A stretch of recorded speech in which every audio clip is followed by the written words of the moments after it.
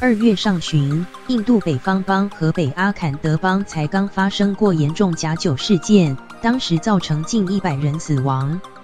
事发后，印度当局加大对假酒的打击力道，才不到2个星期，再度传出民众喝假酒大量中毒死亡。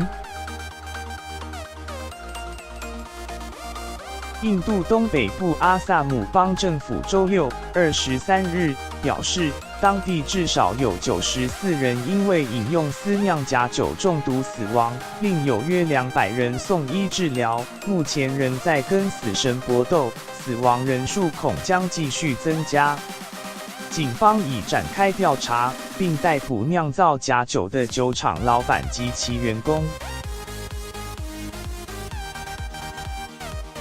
警方表示，当地周4、21日发生2宗饮假酒集体中毒的事件，大部分死者是当地一个茶园的女工，她们因为饮用含有甲醇的假酒出现严重呕吐、胸痛、呼吸困难，陆续送医治疗，其中有多人不治死亡。